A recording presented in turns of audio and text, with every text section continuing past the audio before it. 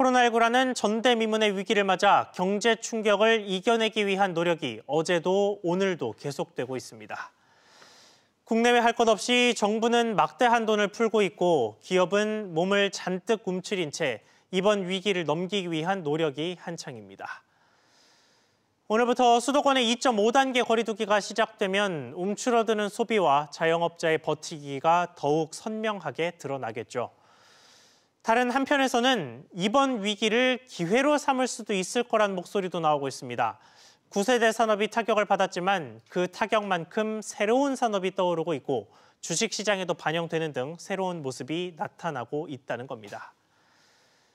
오늘 이슈 분석에서는 코로나19에 따른 우리 정부 정책 평가와 함께 나아갈 길을 전망해 보겠습니다. 조경엽 한국경제연구원 선임연구위원 나왔습니다. 박사님 안녕하십니까? 네, 안녕하십니까? 네, 우선 정부 이야기부터 좀 해보겠습니다. 미국에서는 경기부양책 협상이 한창이고 우리나라 같은 경우는 내년 예산안을 놓고 경기부양책으로 평가를 할 수 있을 것 같습니다. 예산이 워낙 많아서. 이 558조 원이라는 내년도 예산, 이 시국인 만큼 어쩔 수 없이 많은 예산을 편성할 수밖에 없었다는 시각도 있고 또 국가 채무 우려 때문에 이렇게까지 많은 예산을 편성했어야 하느냐 이런 목소리도 있거든요. 박사님께서는 어느 쪽이 더 맞다고 생각하십니까? 예, 지금 위기이기는 하지만 이렇게 재정을 써도 되나 할 정도로 이제 걱정이 들 정도로 사실 너무 빠르게 증가하는 건 사실입니다. 국가 채무도 마찬가지로. 현 정부 출범하던 2017년에 한 410조 정도였거든요, 예산 규모가. 예. 근데 558조는 한 150조 정도 규모가 이제 늘어난 상태고 예산을 이렇게 쓰는데도 불구하고 이제 경제 성장률은 계속해서 하락을 했어요. 그러다 보니까 예산 증가율과 경제 성장률의 악어입처럼 이렇게 계속해서 이제 벌어지는 이런 이제 현상이 좀 나타나고 있고요. 예. 그래서 정부가 이렇게 자꾸 스스로 스스로 절제를 하지 못하면 이제 국회에서라도 이제 나라 살림 지킴이 역할을 조금 해줘야 되는데 야당마저도 지금 표를 의식을 해서 더 재정을 쓰자 이런 식으로 이제 나오다 보니까 정부 예산안보다도 국회에서 통과한 예산안이 좀 더 많게 통과가 되지 않았습니까? 예. 그러다 보니까 이제 국가 채무가 이제 956조 원이죠, 내년에. 현 정부 출범할 때에 비해서 한 330조 정도가 지금 늘어난 상태입니다. 그리고 내년에도 좀 올해처럼 이제 추경을 편성한다든가 이렇게 되면 1000조가 넘어갈 거로 이제 예상이 되는데요. 네. 사실 이제 이렇게 나랏빚이 늘어나게 되면 미래 세대 부담이 상당히 늘어나요. 그러니까 현 정부 통계를 반영하지 않더라도 현재 태어난 세대가 평생 벌어서 이제 세금을 내야 되는 돈이 한 45%로 추정이 되고 있거든요. 예. 근데 이제 현 정부 이런 이제 예산 지출 증가 이런 것들을 반영을 하게 되면 현재 태어난 세대가 미래에 이제 평생 돈 번 중에서 한 55% 이상을 지금 내야 되는 걸로 보고 있어요. 그러니까 상당히 미래 세대들한테는 지금 우리가 부담을 떠넘기고 있다 이렇게 볼 수가 있는 거죠. 그렇군요. 자, 예산의 내용으로 좀 들어가 봐서요. 내용을 좀 보니까 눈에 띄는 게 하나 있었습니다. 바로 SOC 예산이거든요. 이게 문재인 정부가 출범 초기에만 해도 이 토목으로 경기 부양시키지 않겠다 이런 식의 의지를 좀 공공연하게 드러냈었는데 결국은 이렇게 경제 위기 상황에 직면하자 SOC 예산을 꺼내든 것 아닌가 싶은 생각이 들거든요. 물론 내용 자체를 놓고 보면 전통적인 예전 정부들의 토목공사 예산과는 조금은 궤가 다른 모습이 보이기는 합니다만 어쨌든 이 SOC 투자가 결과적으로 건설 경기를 자극해서 부흥시킬 수 있을 거라는 결과 자체는 크게 바뀌지 않을 것 같거든요. 이 SOC 예산에 대한 평가는 좀 어떻게 하고 계십니까? 글쎄요, 지금 예비 타당성 조사, 현 정부 들어서 예비 타당성 조사 없이 이런 면제된 사업들이 규모가 한 88조 원 정도에 달하거든요. 이거는 지금 이명박 정부하고 박근혜 정부 때 한 게 한 84조거든요. 예비 타당성 없이 한 게. 그거보다도 지금 초과된 상태라고 할 수가 있어요. 그래서 SOC가 지금 현재 26조 5천억 정도가 편성이 됐는데 이것도 이제 정부 예산안보다 한 5천억이 좀 늘어난 상태 아닌 겁니까? 그래서 지금 정부가 사업을 이제 서로 이렇게 국회의원들이 서로 이제 눈을 감아주고 서로 자기 지역구에 사업을 끼워놓으면서 이제 밀실 예산이라는 이제 비판을 받고 있는데 과거 같으면 그래도 이제 총액은 줄여가면서 밀실로 이렇게 예산을 하는 이런 이제 특성인데 올해는 총액을 늘려가면서 이렇게 하고 있단 말입니다. 근데 우리나라 이제 SOC를 정확하게 평가를 해보면 OECD 중에서 공급 과잉 국가로 이제 분류가 되고 있어요. 그러니까 네. 다시 말해서 투입 대비 산출 효과가 그렇게 크지 않은 사업들이 이제 대부분이거든요. 그러니까 사실 SOC를 크게 확대한다 하더라도 우리가 기대하는 것보다 이제 경기 부양 효과는 좀 크지 않을 거로 이제 예상이 되는데 그러다 보니까 이제 그 아까 말씀하셨듯이 이명박 정부 4대강 사업은 이제 적폐라고 이렇게 몰고 있고 그런 상황에서도 이렇게 경제성 없는 거를 이제 추진한다는 것은 내년도 뭐 서울시장, 부산시장, 그다음에 대선을 의식해서 국민들의 세금을 이제 표를 얻기 위해서 투입하는 거 아니냐 이제 이런 비판도 일어나고 있는 거로 보입니다. 알겠습니다. 그리고 이번 예산안 내용 중에 제일 관심을 받았던 건 뭐 누가 뭐라 해도 역시나 재난지원금입니다. 3차 재난지원금 예산이 편성이 됐는데 설 전에 지급을 하겠다는 계획이고요. 또 이 예산안을 언급하면서 계속해서 등장하는 키워드가 3조 플러스 알파입니다. 3조 원 이상의 예산을 편성한다라는 건데 이 플러스 알파가 뭔가 봤더니 기존에 나가기로 했던 소상공인 지원금이 아직 지급이 안 됐더라고요. 그래서 지원금은 사실 이미 편성이 됐다고 가정을 하면 최대한 빠르게 지급되는 게 맞는 것 같은데 지금 상황은 어떻게 보십니까? 지금 뭐 소상공인 신청 건수가 280만 건이 좀 넘거든요. 예. 그러다 보니까 이제 대상자 선정하는데 사실 어려움이 있는 게 사실이에요. 그러니까 영업을 중단했다든가 아니면 영업 시간 제한 업종 같은 경우에는 이제 국세청 자료나 건강보험 자료를 이용을 해서 쉽게 파악을 할 수가 있는데, 네. 근데 지금 이제 매출액에 급감한 소상공인들 지원을 하기로 했지 않습니까?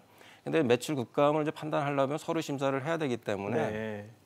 그러다 보니까 이제 한 85%만 지급을 하고 15% 이제 5천억이 내년도 이제 3차 예산에 편성이 되면 이제 플러스 알파 얘기가 나오는데요. 말씀하신 대로 이제 이렇게 소상공인들이 어려움으로 이제 생계에 어려움을 겪고 있으면 제때 이제 정시에 지급하는 게 무지하게 중요하거든요. 그래서 네. 앞으로는 좀 그 서류 심사 절차를 좀 간편화하고 행정 시스템을 좀 구축을 해서 이제 이런 일이 없도록 하는 게 이제 중요하다고 생각합니다. 알겠습니다. 이게 재난지원금은 사실 항상 논란의 대상이었습니다. 1차 지급 때부터 논란이 됐고 3차 지급에도 비슷한 논란이 좀 계속되고 있는 모습인데 논란의 결을 보면 크게 두 가지로 갈라지는 것 같습니다. 첫 번째는 지급을 하자니 적자 부채 우려가 생기고 또 지급을 안 하자니 당장 뭐 서민들의 생계가 어려워진 상황이라 안 줄 수는 없는 상황이다. 요 딜레마 관련된 논란이 하나가 있고요. 나머지 하나는 선별 지급과 보편 지급입니다. 이 보편 차라리 줄 거면 왜 저 사람은 주고 나는 안 주냐, 나한테도 줘라, 전 국민을 차라리 줘라, 뭐 이런 식의 주장을 하는 시민들도 많으시고 정치계에서도 전 국민 지급을 주장하는 목소리들이 좀 있거든요. 어느 쪽의 이야기가 좀 더 타당하다고 보십니까? 예, 뭐 재원이 무작정 있다면 하늘에서 떨어진 돈이라면 계속해서 전 국민을 대상으로 해서 많이 주면 좋겠죠. 그렇지만 재원이 이제 한정이 돼 있다 보니까 계속해서 줄 수 없고 모든 국민한테 줄 수 없는 게 사실이거든요. 예. 지금 이제 벌어지는 논쟁을 보면은 보편적이냐 아니면 이제 선별적으로 줘야 되는 논쟁을 보면 이제 소비 진작이 되느냐 안 되느냐 이게 상당히 중요한 이제 판단 요인이 되고 있는데 예. 기존의 연구들을 보면 이런 이제 재난지원금 같이 현금성 살포는 이제 소비 진작에 크게 기여 못하는 거로 평가가 되고 있거든요. 왜냐하면 이제 지역화폐도 마찬가지로 재난지원금을 주게 되면 자기가 쓸 돈 대신에 그거를 쓰기 때문에 추가적으로 소비가 늘어나는 포션은 그렇게 크지가 않아요. 네. 그리고 이제 이렇게 재난지원금을 주면 또 세금이 늘어날 거를 이제 예상을 하기 때문에 또 저축을 하는 경향도 있고 그러다 보면 소비 진작에 그렇게 큰 도움이 안 되기 때문에 이게 소비 진작을 가지고 이거 보편적이냐 선별적으로 판단하기보다는 사실은 이게 공공부조 형태로 운영이 돼야 되는 거라고 생각합니다. 그러니까 어려운 사람을 돕는. 그렇죠. 재난이나 천재지변을 해서 어려운 사람이 있으면 그 사람한테 주는 거거든요. 그래서 이제 그런 이제 공공부조 형태에서 생계를 위협을 받는 국민이 있다면 그 국민에 대해서 더 큰 돈을 직접적으로 주는 게 맞다고 생각을 합니다. 알겠습니다. 그러면 이제 정부 이야기는 이 정도로 하고요. 산업 이야기로 좀 들어가 보겠습니다. 기업들 대출, 3분기에 나간 대출들을 좀 봤더니 2분기보다 좀 덜 늘었다고 하더라고요. 2분기에 많은 대출을 빌리고 3분기에는 그보다는 좀 적게 대출을 받았다라고 하는데 이게 우리 기업들이 좀 회복세에 접어들었다, 위기를 탈출하기 시작했다, 뭐 이런 식의 신호로 받아들여도 괜찮을까요? 글쎄 그렇게 보기에는 아직 이른 것 같아요. 네. 그러니까 지금 뭐 정부, 가계, 뭐 기업 할 것 없이 이제 모든에서 이제 나라 부채가 이제 증가를 하고 있기 때문에 지금 네. 그걸 다 합치면 5천조가 지금 넘고 있거든요. 그래서 우리나라 OECD 국가에서 너무 빠르게 지금 두 번째로 빠르게 증가를 하고 있는데 저 화면에서 보듯이 그 서비스업이 이제 2분기에 전분기에 비해서 한 47조. 근데 제조업이 17조 뭐 이런 식으로 해서 한 62조 정도가 2분기에 증가를 했는데 네. 3분기에 들어서 이제 2분기에 비해서 이제 증가한 폭이 서비스업이 28조, 근데 제조업이 5조 원 이렇게 해서 이제 절반 수준으로 이제 떨어졌는데 이게 감소를 한 게 아니고 증가폭이 이제 둔화됐다는 네. 얘기입니다. 그리고 그래서 작년 3분기보다는 훨씬 많이 늘었네요. 그렇죠. 작년 3분기에 비해서는 지금 15% 이상이 지금 늘어난 상태거든요. 그러니까 지금 증가 속도는 매우 빠르다고 볼 수 있고, 그래서 이제 전체적인 나라 전체 이제 부채 규모도 상당히 높은 거. 이게 상당히 위험하다고 생각하고, 그래서 BIS 이제 국제 결제은행이죠. 거기서 이제 평가가 우리나라가 이제 위험 경고 단계를 넘어서 위험 단계로 진입을 하고 있는 걸로 평가를 하고 있습니다. 그래서 부채 관리가 좀 시급한 상황이라고 생각을 합니다. 알겠습니다. 그리고 기업들 10곳 중에 7곳이 내년 경영 계획을 아직 못 세웠다고 합니다. 이게 아무래도 코로나19 자체의 불확실성, 계속 이어졌던 불확실성도 있을 것이고 내년부터 바뀌게 되는 미국 바이든 차기 행정부와 관련된 불확실성도 좀 있을 것 같기는 한데 내년의 기업 환경은 어떨 거라고 전망하십니까? 글쎄요, 지금 이제 기업들이 보는 관점은 내년도도 이제 세계 경제가 기대만큼 빨리 회복하지 못할 거다 이제 이렇게 보고 있기 때문에 지금 그 내년도 경영 계획을 이제 확정을 못하는 상황이라고 생각을 하는데 네. 지금 정경련 조사에 따르면 계획은 수립했지만 확정하지 못한 기업이 한 50%, 그다음에 계획조차 못 잡은 기업이 한 20% 넘어서 계획을 수립하지 못한 기업이 한 70%가 지금 넘는 거잖아요. 네. 근데 대부분의 이제 말씀하신 대로 이제 코로나로 인해서 불확실성이 상당히 크다. 그다음에 이제 환율이라든가 금리 이런 이제 금융 리스크도 상당히 커지고 있다. 네, 특히 환율이 문제죠. 그렇죠. 환율이 계속해서 내려가고 내년에 이제 환율이 1,050원대까지 떨어질 거로 예상들을 하고 있으니까요.